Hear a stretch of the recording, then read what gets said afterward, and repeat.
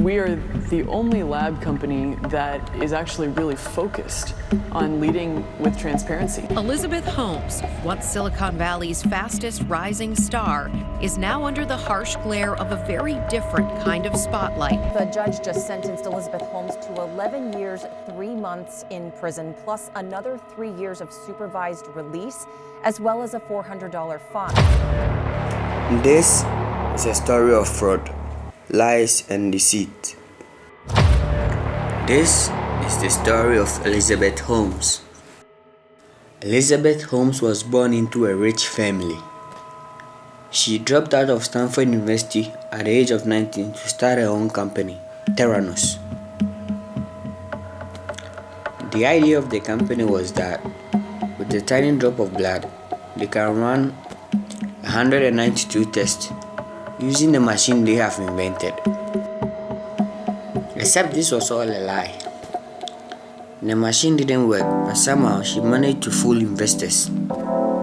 These consisted of some of the most important figures like former US Secretary of State Henry Kissinger and former Director of Office of Management and Budget George Shultz and future Secretary of Defense Jim Mattis. Her company was worth $9 billion at its height, and she was even called the next Steve Jobs.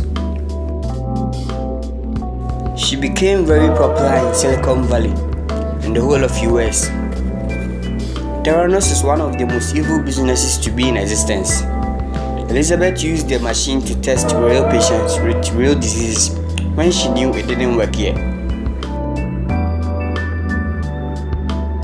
When you have that passion, you will get back up when you get knocked down. And you will get knocked down over and over and over and over again, and you win by getting back up. That I would start this company over 10,000 times if I had to. Elizabeth Holmes and another former executive await a criminal trial. They face up to 20 years in prison. The judge just sentenced Elizabeth Holmes to 11 years, 3 months in prison, plus another 3 years of supervised release, as well as a $400 fine.